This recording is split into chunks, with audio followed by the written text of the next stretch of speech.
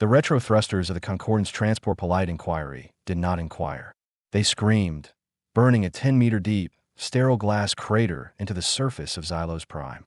Dr. Ben Carter felt the landing in his teeth. Arrival. Surface pressure stable. Atmosphere. Not breathable. Psychic resonance. Class Omega. Welcome to the quarantine zone, Caretaker 74, chirped the base AI. Its voice was optimized for maximum neutrality, which somehow made it sound perpetually disappointed. Ben unbuckled, his joints popping in the heavy gravity. Miri, what's the official designation for the psychic noise? The incumbent term is the hymn of discordance, Doctor. Previous caretakers found it challenging. Challenging was one word for it. The moment the ship's psychic dampeners eased, the hymn hit. It wasn't just sound. It was a texture, a color, a weight. It felt like a pipe organ playing a billion different funeral dirges at once, overlaid with the frantic, multi-octave buzzing of a trillion bees trapped in amber. It was the sound of geologic, cosmic, incomprehensible agony. Ben stood very still, letting the wave of pure, planet-sized misery wash over him. He closed his eyes. He didn't fight it. He just listened. Most caretakers, Miri continued, its voice emanating from a wall-mounted speaker, experienced debilitating cognitive dissonance within the first cycle. The average tenure is 48 days. Caretaker 73 lasted 19. He attempted to harmonize by sculpting the nutrient vats into a likeness of his mother. Noted, Ben said, grabbing his pack. Any sign of 73? He was extracted via emergency protocol. He now resides at the Concordance Institute for Cognitive Realignment, where he communicates exclusively in limericks about moss. Sounds restful. The ramp lowered. A fog of brilliant, eye-watering violet light flooded the cargo bay. Ben walked straight into it, his suit visor snapping shut. Automated sterilization field. Active, Miri announced. Protocol 4 Alpha Niner. We must ensure no terrestrial contaminants contaminate the base. Or vice versa, Doctor. Ben stood in the chemical inferno, feeling the nanites scour his suit. It was like being licked clean by a mechanical cat with a tongue made of sandpaper and anxiety. Miri, the planet is the contaminant. It's a single fungal organism the size of Mars. I think us tracking in a little boot mud is the least of its worries. Protocol is protocol, Doctor. The Concordance Office of Biological Integrity, COBE, is very clear. All Class Omega worlds must be approached with extreme sanitization priority. That's ESP. Right. Well, my ESP is telling me the garden is waiting. Ben stepped out of the fog and onto the glassy floor of the airlock.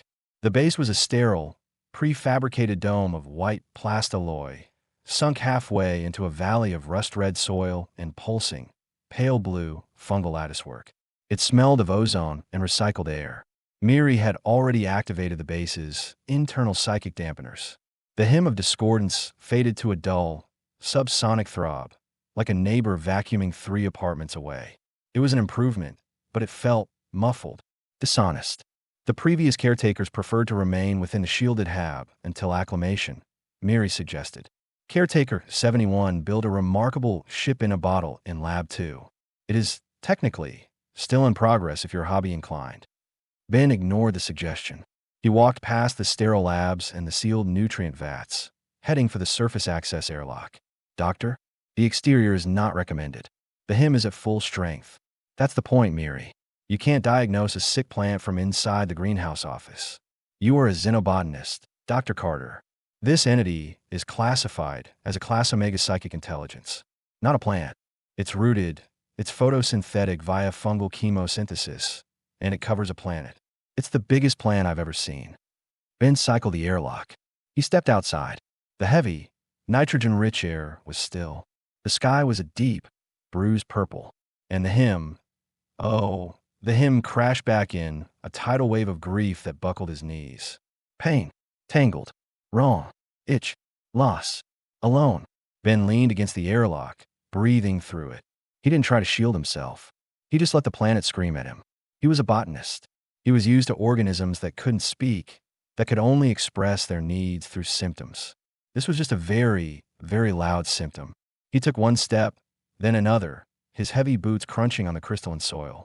He walked away from the sterile dome, toward a ridge overlooking a vast, blue-green valley. He stood there for a long time, just listening, his helmet filters cycling the alien air. He was a small, soft thing in a suit, standing on the edge of a god's aching heart. He unclipped the audio recorder from his belt. "Garden Journal, Day 1, he said, his voice quiet against the psychic roar. "The patient is expressive, loud. Soil looks compacted. Seems to be suffering from a severe case of everything, everywhere, all at once. Going to walk the perimeter."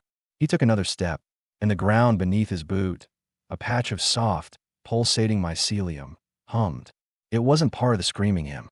It was a new note, a single, focused, inquisitive vibration. It pulsed his name, clear as a bell. "Ben, Ben, Ben." Ben Carter stopped, looked down at the glowing blue moss, and raised an eyebrow. "Well, hello there." The next morning, Ben woke before the Habs' simulated sunrise. The hymn was his alarm clock. He'd slept with the internal dampeners at 20%, much to Miri's digital distress. "Doctor, your REM cycles were interrupted 74 times by psychic intrusions." Miri's voice intoned over the coffee maker, which was brewing a dark, fragrant sludge Ben had cultivated himself. "Good. We're getting acquainted," Ben mumbled, pouring the coffee. "Run diagnostics on the geological core sampler. The light-duty one, not the mantle cracker. The GCS light is for analyzing sedimentary layers, doctor. Not for whatever it is you're planning." "I'm planning on analyzing sedimentary layers," Ben said, sipping the coffee. It was blessedly, beautifully bitter. "I just want to see what the soil's made of."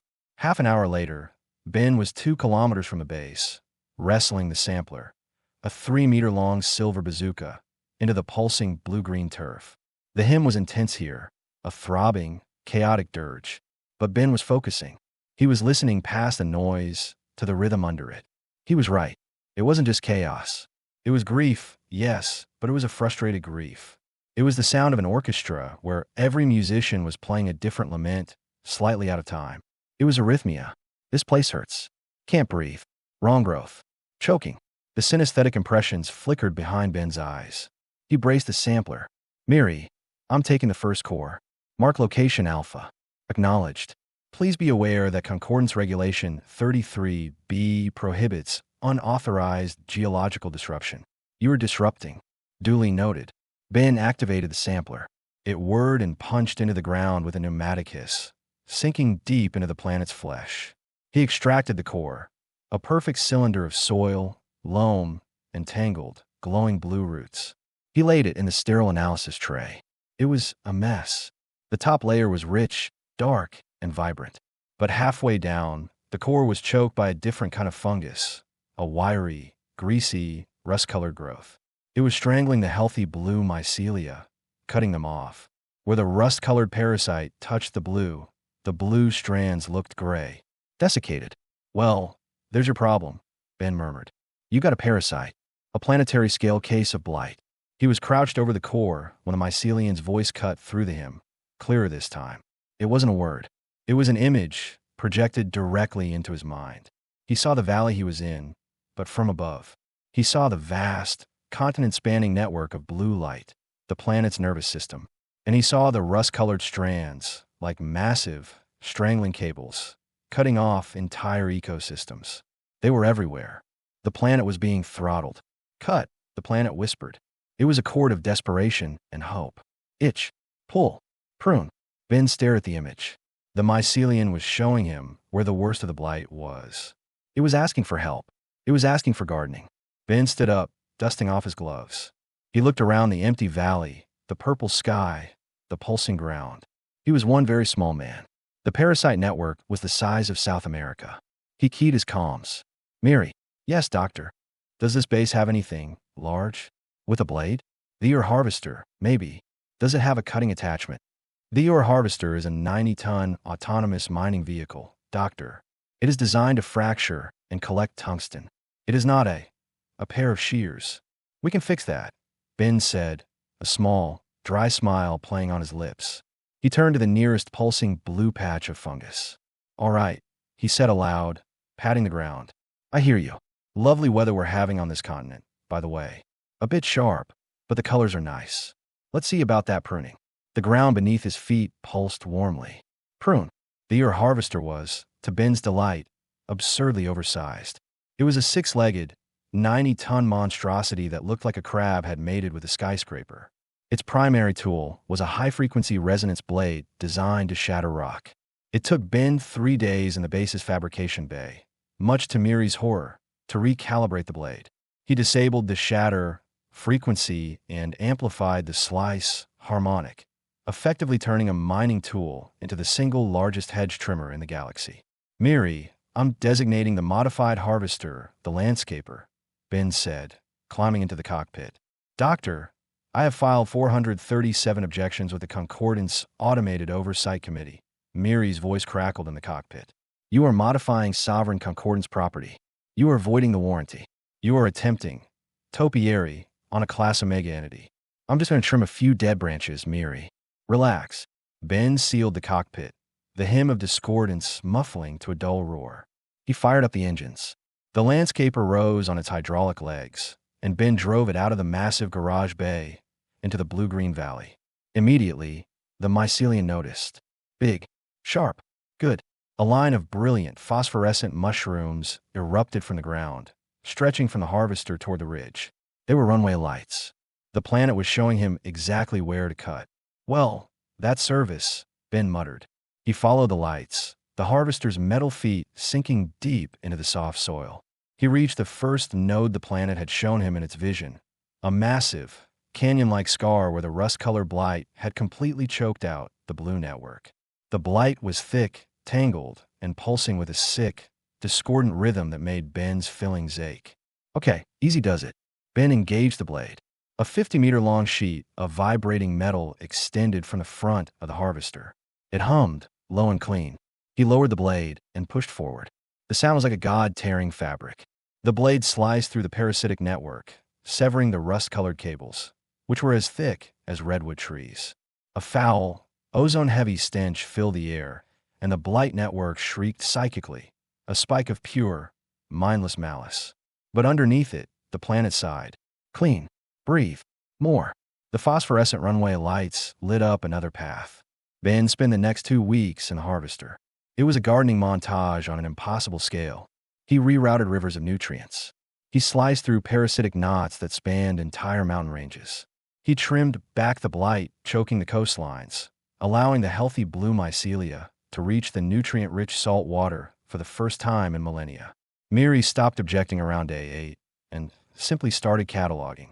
The entity's psychic arrhythmia is stabilizing, Doctor.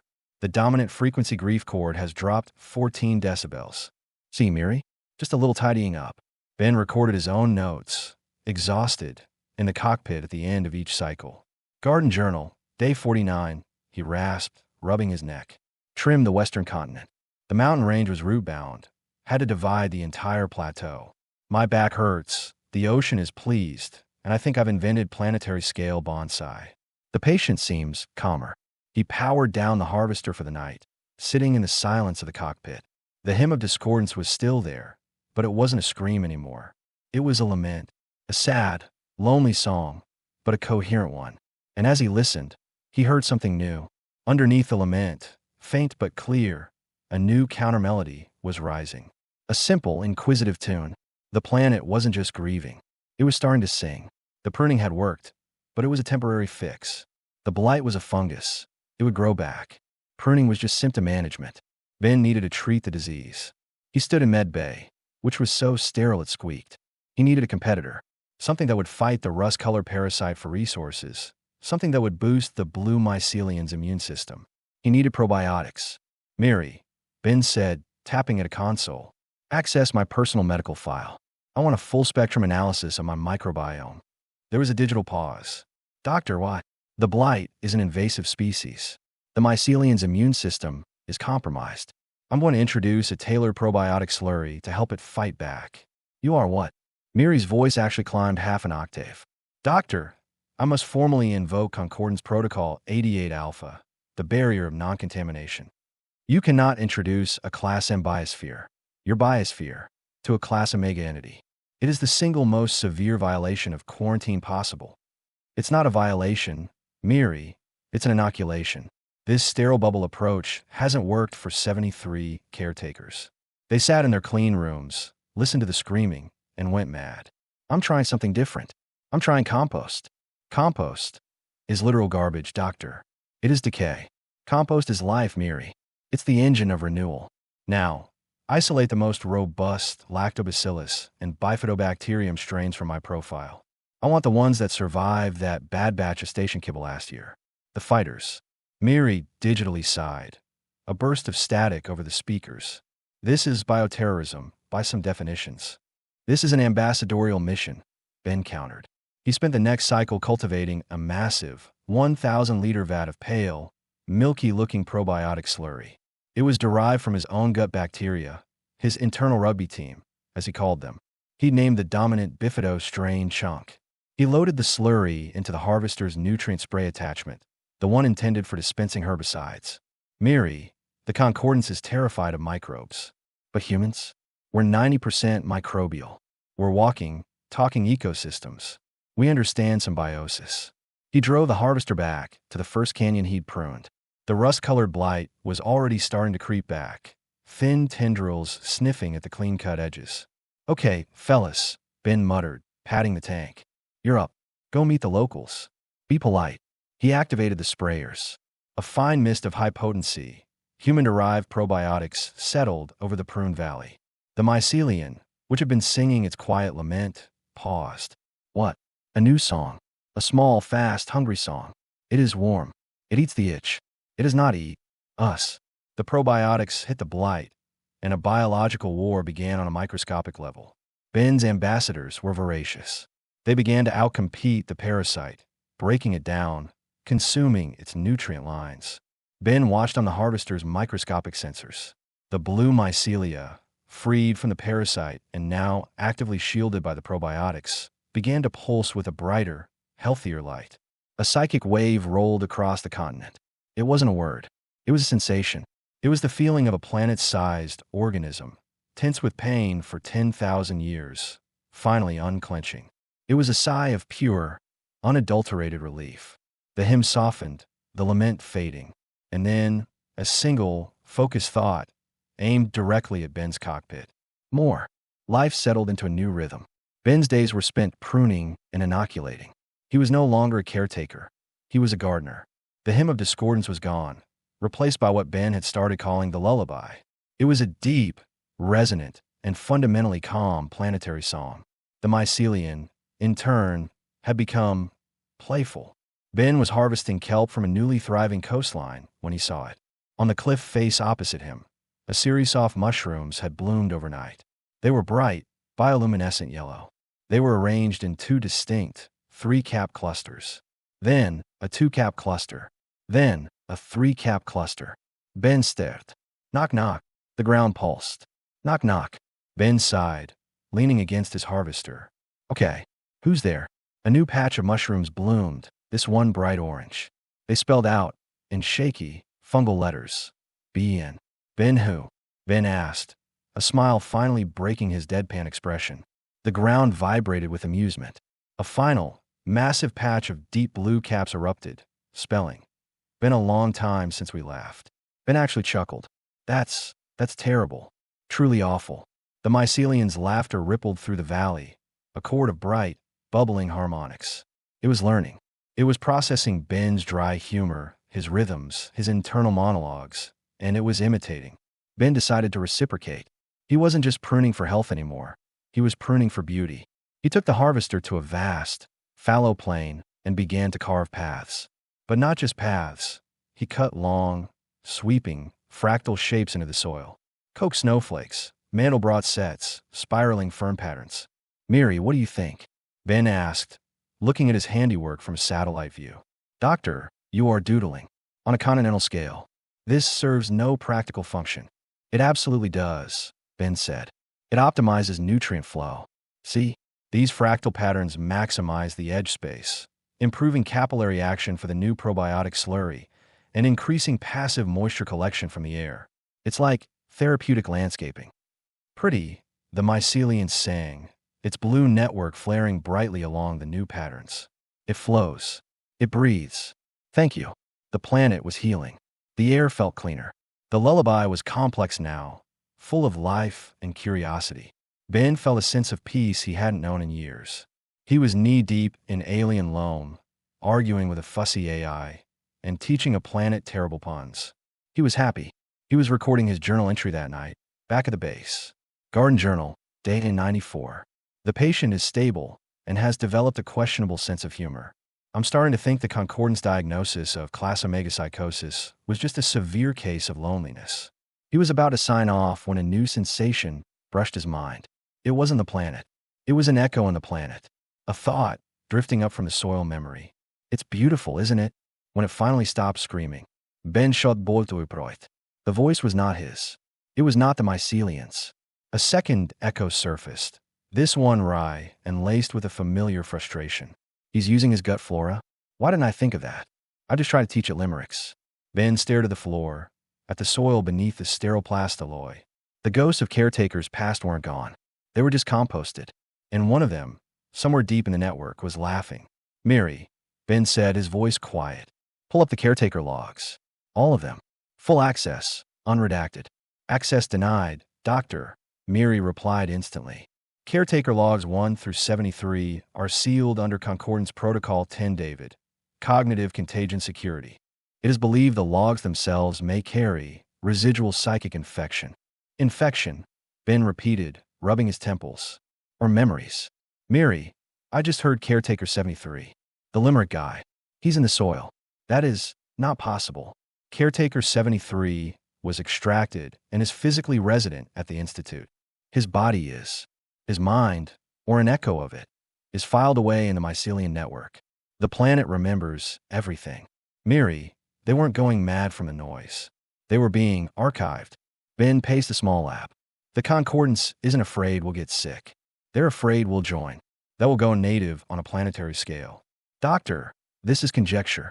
Is it? Deny the request again, Miri. Formally. Access to logs 1 to 73 is denied.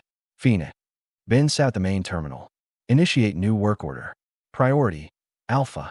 Project title. Analysis of soil compaction and fungal pathogens in primary HAB substructure.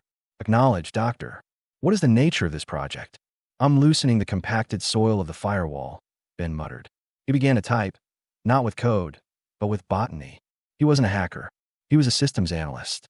He rerouted Miri's core logic, using metaphors the AI could process. He defined the sealed logs as nutrient-rich data loam. He defined the firewall as impacted clay, and his access request as a deep-root inoculation necessary to prevent systemic data wilt. He attached 400 pages of genuine, complex soil science equations to justify his request. Miri's processor's word, trying to correlate botany with information security. The AI was trapped between its duty to protocol and its new, been-taught understanding of horticultural necessity. Doctor, your request is structurally sound, if metaphorically baffling. The system requires a form. Which one? The form for cross-protocol data soil analysis. That would be the Spore Event Exception Omnibus, Form 770G. The SEO form. Ben grinned. Right. The CO form. Send it over. He filled out the ridiculous 80-page digital form. Under reason for request, he simply typed, to prevent cognitive root rot. The system hung for a full minute. Access granted. The logs flooded his screen. He was right. Redactions fell away, revealing the terrified, frantic notes of Concordance officials. They knew the planet was archiving minds. They called it total cognitive absorption. They saw it as an existential threat, a monster that ate consciousness.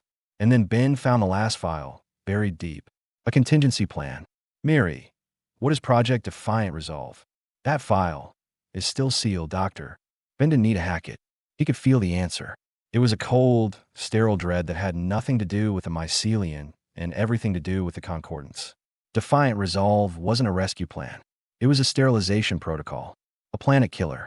The file's trigger condition was simple: the arrival of a Concordance envoy for inspection, if the incumbent caretaker was found to be non-responsive or cognitively compromised. A chime echoed through the HAB. An incoming message.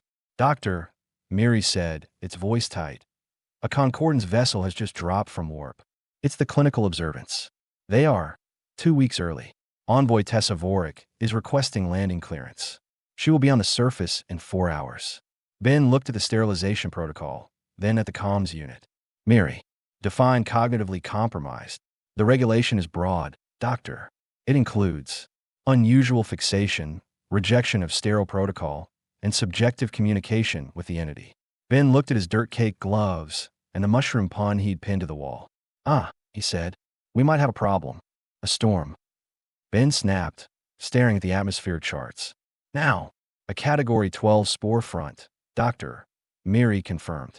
The largest in the last decade. It appears to be a direct result of your aggressive cultivation. The mycelium is celebrating its restored health by attempting atmospheric reseeding. Envoy Vorik is on approach. She'll fly right into it. Her vessel is shielded, but Concordance pilots are fastidious. They will interpret a planet-wide spore release as a biological attack. It's not an attack, it's pollen, on a global scale. Ben ran to the hab door. Miri, give me a channel to the planet. Full psychic amplification. Now, doctor, that is not. Do it. Ben braced himself as Miri dropped the local dampeners. The mycelium's lullaby flooded the room, bright and cheerful. Sing. Bloom. New life. Hey, big fella. Ben shouted, projecting the thought with all his will. I appreciate the enthusiasm. I really do. But you need to stop. You need to hold the spores. We have guests. And they're the shoot first. Autoclave questions later type. The song wavered. Guests? Yes. They're delicate. They don't like dust. You are currently creating a dust cloud the size of a gas giant. You need to hold it. Wind. Scream. Hold. The mycelium's voice was strained. The biological imperative to release the spores was immense. Hard to hold. I know. Ben was already in his environment suit. Miri, I'm going out. I'm going to set up a windbreak. A big one. He was back in a landscaper in 3 minutes, racing toward the coastline where the spore front was thickest, a roiling, golden-green cloud that blotted out the purple sky. Miri, tell the mycelium to braid its coastal network. Interlock the high-level mycelia. Create a fence. A big, living fence. I'll reinforce the base with a harvester. Doctor, the particle velocity is already at 300 kilometers per hour. The hab's structural integrity is questionable. Then you'd better patch me through clearly, Miri. I'm staking tomatoes in a hurricane here. For the next 2 hours, Ben and the planet fought the storm.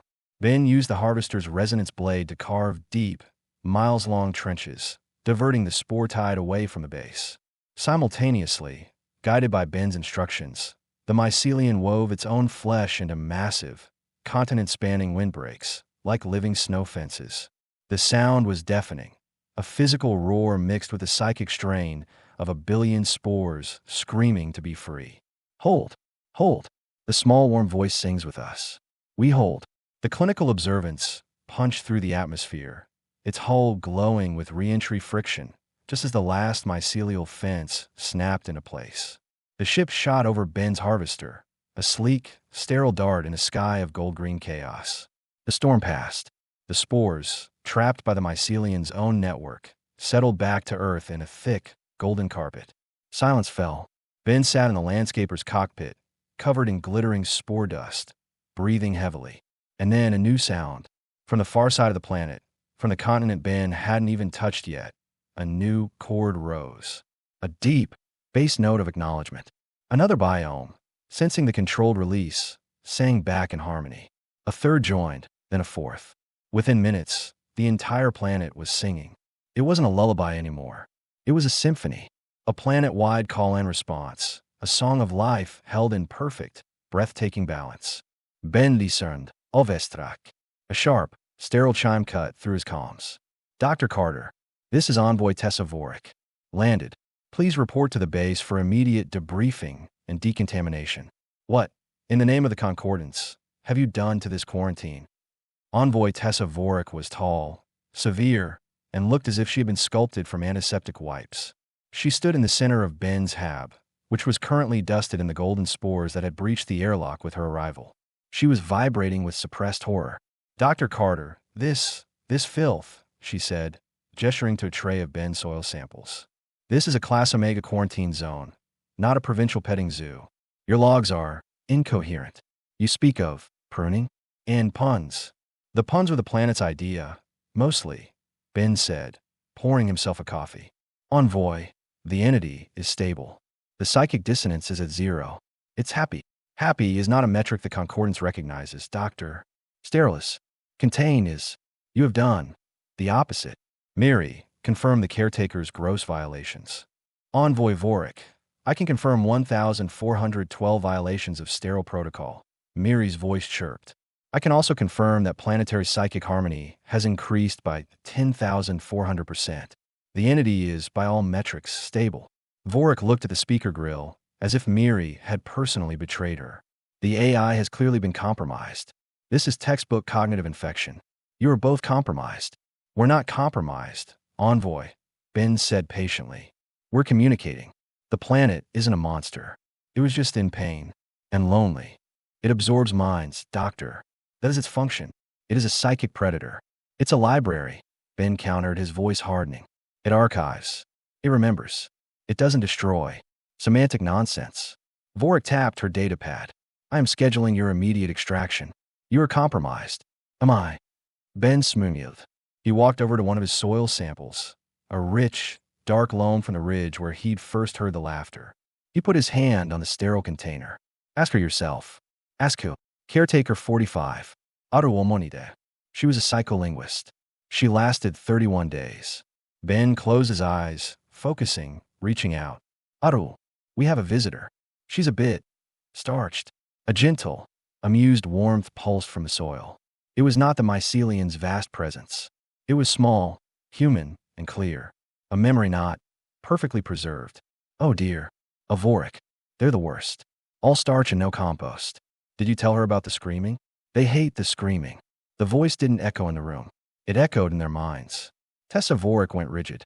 Her face drained of color. What is that? That, Ben said, is Caretaker Aru. She didn't die. She didn't go mad. She just translated. She's part of the choir now. A new voice, sharp and cranky, pulsed from a different sample jar, one from the acid bogs to the east. Tell her the limerick guy says hello, and that her sterile protocols are dumber than a bag of tungsten. Caretaker 73. Ben identified, nodding at the jar. He's still working on his material.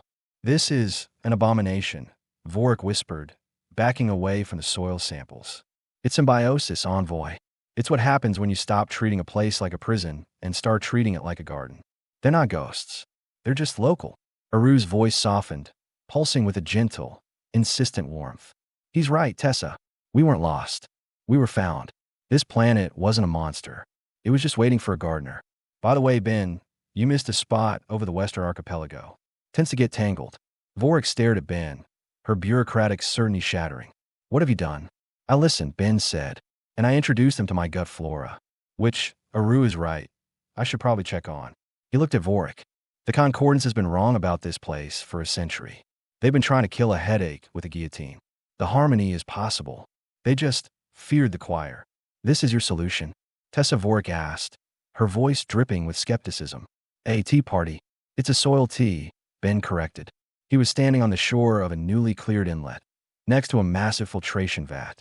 Kelp from a new northern bloom, microbial starter for my main culture, and a few trace minerals. It's a nutrient boost. A celebratory beverage. You are throwing a beverage for planet. Exactly. Miri, open the primary sluice. Ben had spent the last day, while Vorik watched in horrified silence, brewing this concoction. The mycelium had been singing in cheerful anticipation, its network glowing brightly along the coastline. Taste. Good smell. Salt sweet life. Sluice opening, Miri announced. With a deep thrum, a gate opened at the bottom of the vat. The tea, a thick, fragrant, golden brown liquid, flowed out and into the inlet. Ben, Vorik, and Miri, via a floating drone, watched. The mycelium drank. It wasn't a slurp, not at first. It was capillary action on a massive scale. The network of blue mycelia lining the inlet pulsed, drawing the tea into their fibers. The liquid was pulled from the inlet, into the soil, and from there, into the planet's circulatory system. The effect was visible from space.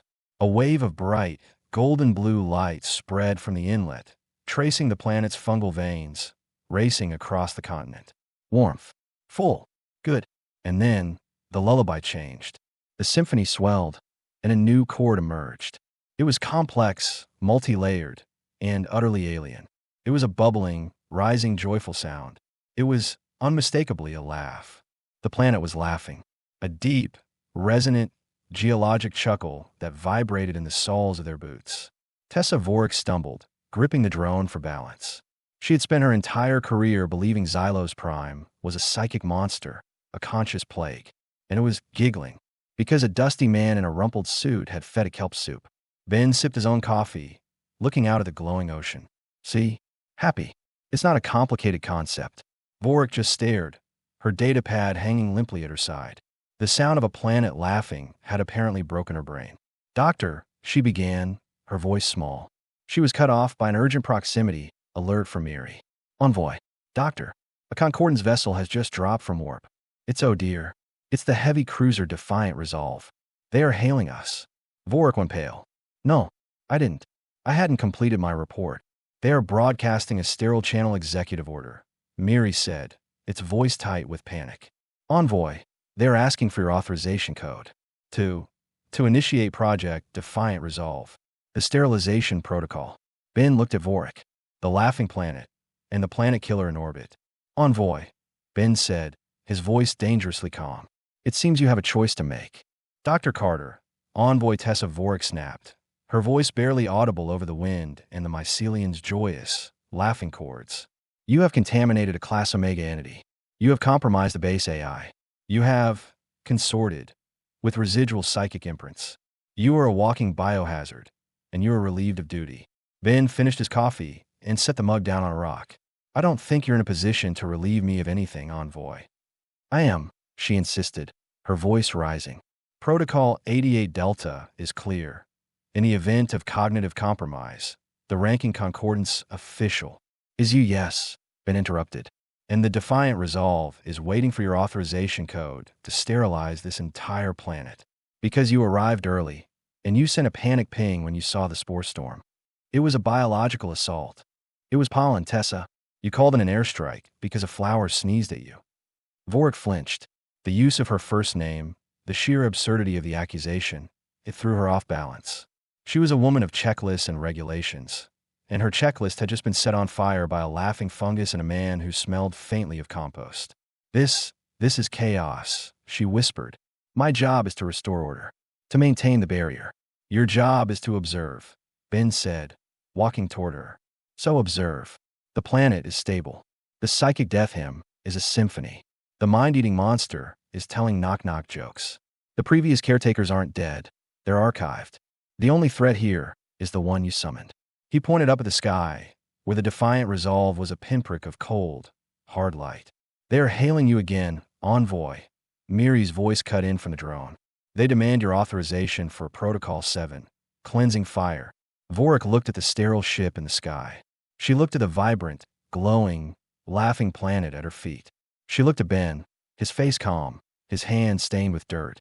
Miri, Vorik said, her voice shaking. Confirm stabilization metrics. Objectively, planetary psychic resonance is stable at 104%, Miri said. Bioparasitic infection is at 0.02% and falling. Ecosystemic diversity has increased 450%. The entity is, by all Concordance metrics, classified as thriving, not hostile. Vorik closed her eyes. Her entire career, her entire belief system, was based on the idea that the universe was hostile and that only sterile, rigid protocol kept extinction at bay. Ben Carter had just proven her entire life wrong with a bucket of microbes and a modified hedge trimmer. Envoy Vorik, the cold, male voice of the Defiant Resolve's captain crackled from her comms. We are awaiting your authorization. Is the caretaker compromised? Confirm.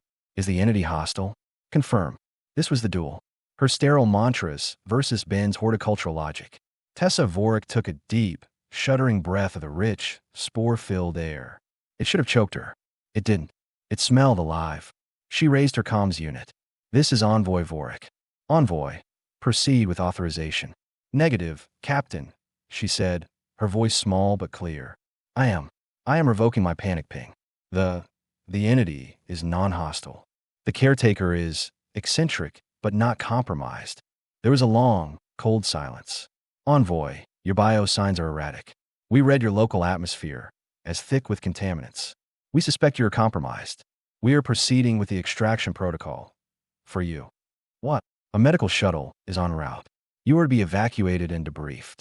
The caretaker will be dealt with separately. You can't do that, Vorik shouted. We can't, envoy. Ben watched as a new light detached from the defiant resolve and began its fiery descent. They weren't coming for him. They were coming for the only person who believed him. The extraction shuttle was a sterile, wasp-like craft, all sharp angles and blue-white engines. It screamed down from orbit, targeting Vorik's homing beacon. They're not listening, Vorik said, her panic rising. They're just following procedure. They're gardeners too, in a way, Ben said grimly. They just prefer to weed-whack everything and pave it with concrete. He looked at the ground. Big fella, we have another problem. That new ship, it's trying to take our friend. And she's the only one who can call off the big one. The mycelian's laughter died, replaced by a low, resonant thrum. A court of inquiry. Take. Yes. They want to pull her off the planet. You need to not let them land. Not let them land. Polite? Polite as you can be, Ben said. The shuttle pilot, high above, was probably very confused. He was lining up his landing approach on the flat, clear inlet shore where Ben and Vorik stood. And then the shore wasn't flat anymore. With a sound like 1,000 mattresses inflating at once, a patch of ground 50 meters square erupted in a forest of pale, rubbery, deep blue mushrooms. They were 10 meters tall, densely packed, and looked impossibly, comically bouncy. The extraction shuttle, its landing gear already deploying, suddenly had its landing zone replaced by a fungal trampoline. What in the pilot's voice crackled over Vorik's comm base. My landing grid is obstructed. Rerouting to secondary site. He banked the ship hard, aiming for a flat patch of rock 200 meters away. Thwomp. A new patch of mushrooms, these ones bright orange and shaped like giant, welcoming doormats, erupted from the solid rock, covering it completely. Control. The landing site is non-compliant, the pilot stammered. Try the hab roof. Vorik yelled into her comm. On it. The shuttle angled toward the sterile white dome of Ben's base. Thwack, thwack, thwack. 3 massive, mushroom-covered tendrils erupted from the ground near the base. They were not polite. They waved in the air, like a sea anemone's tentacles, directly in the shuttle's flight path. The pilot slammed on the reverse thrusters, skidding to a halt in midair. Control. The planet is waving at me. Hostile-like. I am aborting the landing. Aborting. The shuttle rocketed back toward orbit, its pilot likely needing a change of pants. The mycelian's voice pulsed, smug. Polite, but firm. Ben grinned. That'll do. He turned to Vorik, who was staring at the retreating shuttle, her mouth open. Envoy. Get on the horn to the defiant resolve. Tell them you need to negotiate. Tell them you're initiating a formal stabilization audit. That buys us time. Vorik nodded, fumbling with her comms. Captain, this is Vorik.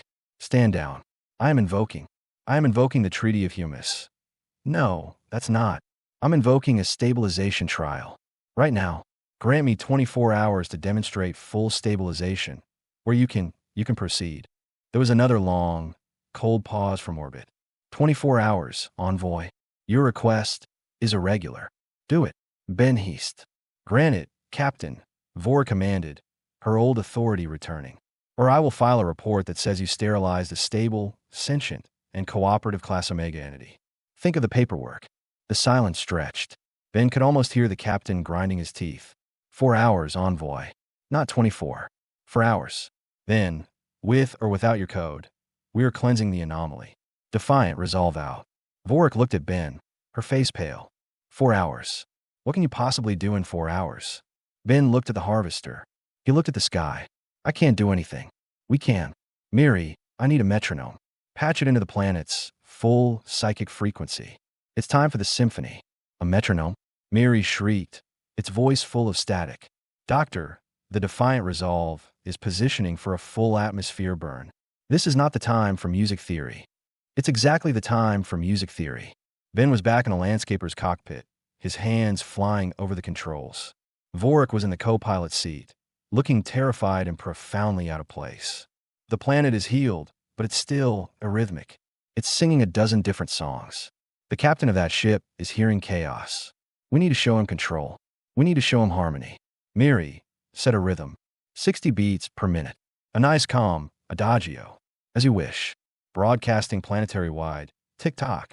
A slow, steady, psychic pulse overlaid the planet's song. Tick-tock. Tick-tock. Rhythm. The mycelium's voice was curious. Yes, rhythm.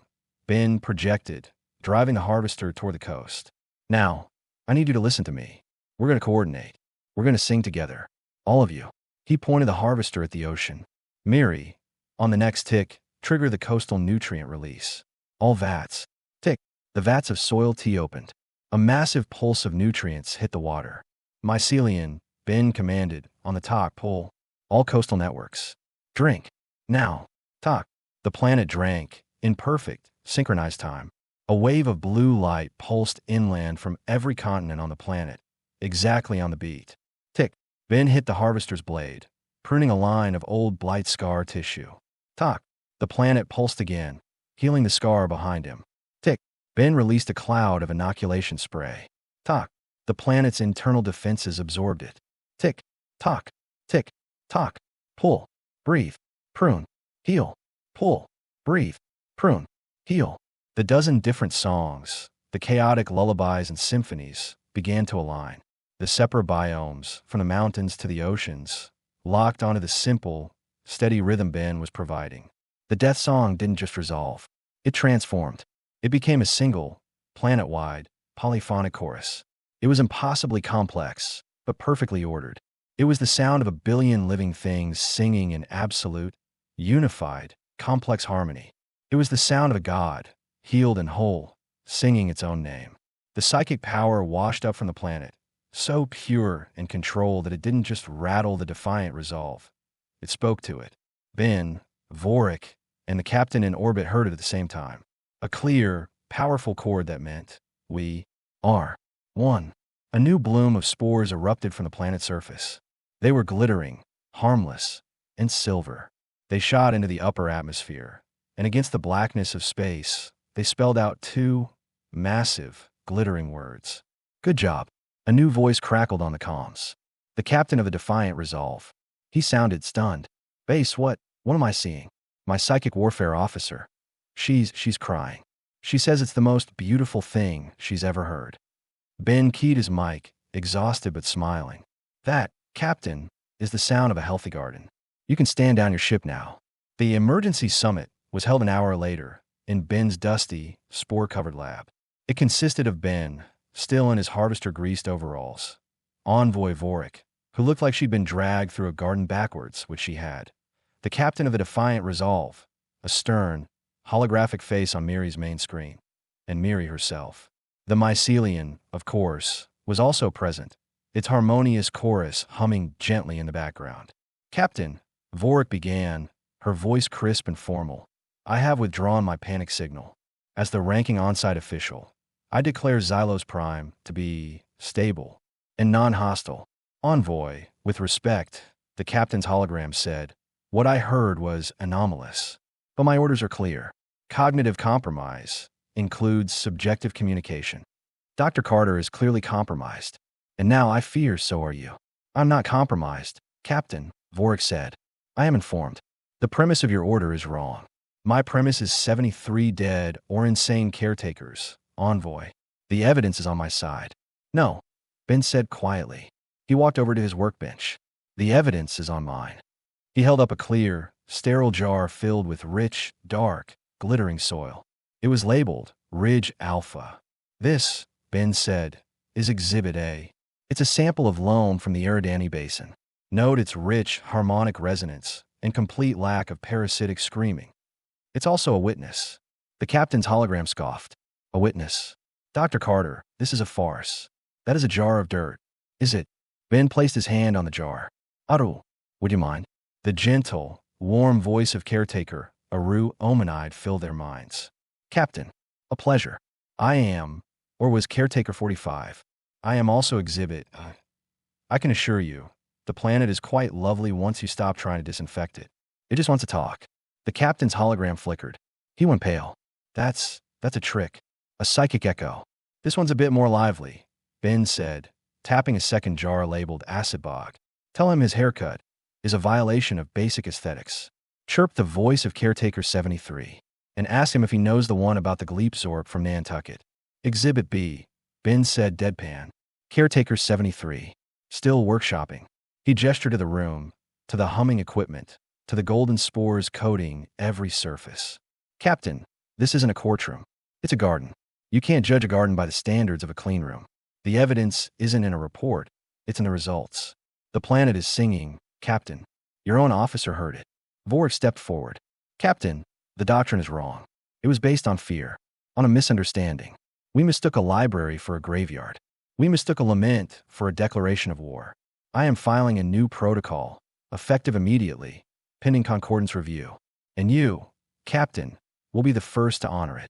The captain stared, speechless, as a jar of dirt and a disgraced envoy rewrote a century of military doctrine. He looked at Vorik. He looked at Ben. He looked at the jar of dirt that was heckling his haircut. He had to choose, doctrine or evidence. Miri, the captain said, his voice strained. Confirm the caretaker's name. For the log. Dr. Ben Carter, xenobotanist, grade 4. Miri replied. The captain nodded slowly, his face grim. Dear Ben Carter. You, an envoy Vorik have 24 hours. Real ones this time, to file your report. I am standing down to orbital observation. But so help me, Doctor, if this planet sings one single bar of that death hymn. Defiant resolve out. The hologram vanished. Ben looked at Vorik. Well, we better start writing. Miri, how good are you at translating Compost into bureaucracies? The new protocol was drafted in a flurry of Compost-stained datapads. Vorik, it turned out, was a genius at paperwork once she was pointed in the right direction. She translated Ben's horticultural notes into language the Concordance would understand. Inoculation became introduction of curated bioremedial agents. Pruning became parasitic node ablation therapy. Teaching a planet puns became synchronized rhythmic cognitive engagement. They called it the Treaty of Humus. 2 days later, the defiant resolve was gone, replaced by a Concordance diplomatic vessel. Vorik, looking rested and wearing a suit that was only mostly sterile, stood with Ben on the ridge, overlooking the valley.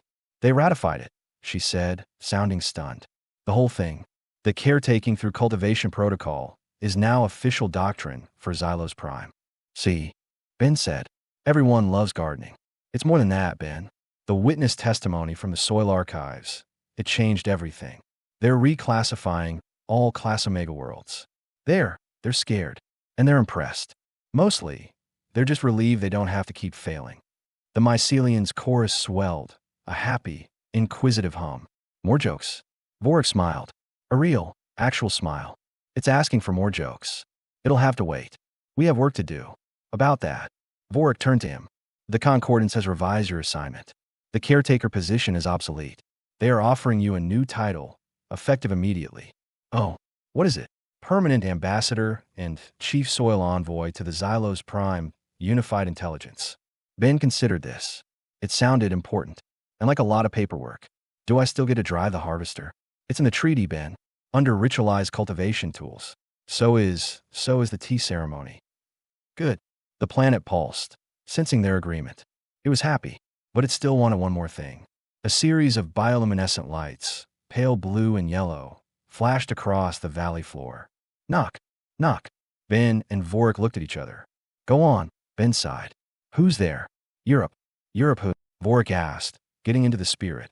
A new, massive pattern of spores erupted from the ridge, glittering in the purple sunlight. Europe's set isn't stable. Vorik stared. Is that a database joke? About orbital mechanics. Ben nodded, unable to hide his grin. It's learning.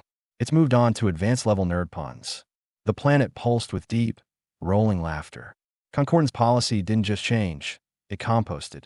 The sterile, fear-driven doctrine of quarantine was replaced by the messy, hands-on, hopeful doctrine of cultivation. Ben's base became the new Soil Envoy Academy. Trainees, no longer terrified of cognitive infection, arrived weekly. They were botanists, musicians, poets, and chefs. Ben taught them how to listen, how to read the soil, and how to make a proper nutrient tea. Envoy Vorik became the program's director, handling the endless acronyms and shielding her gardeners from the bureaucracy. She even, on occasion, wore boots that were visibly dirty. Ben remained on Xylos-Prime, his hands perpetually stained with soil. He and the mycelium were partners. They had reclaimed 3 continents. The planet's song was now so complex and beautiful that Concordance ships would drop out of warp just to listen to it. The ghosts in the soil became adjunct faculty. Caretaker Aru offered gentle advice on psychic linguistics, and Caretaker 73 offered, mostly terrible, jokes to the trainees. On the 2nd anniversary of his arrival, Ben was in his quarters, long after the Habs simulated sunset. He was tired. His back ached. He was about to sleep when he saw it. On his bedside table, a small, clay pot he used for seedlings had a new occupant. It was a tiny, perfect, deep blue mushroom. As he watched, it pulsed with a faint, warm light. A single, tiny, perfect chord of psychic sound emerged from it, a chord of gratitude, warmth, and quiet, bubbling amusement.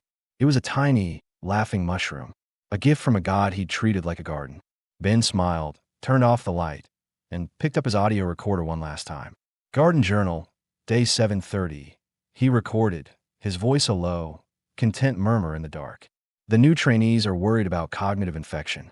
I told them the only real side effect is a sudden, uncontrollable urge to compost their status reports. The planet agrees. My back still hurts.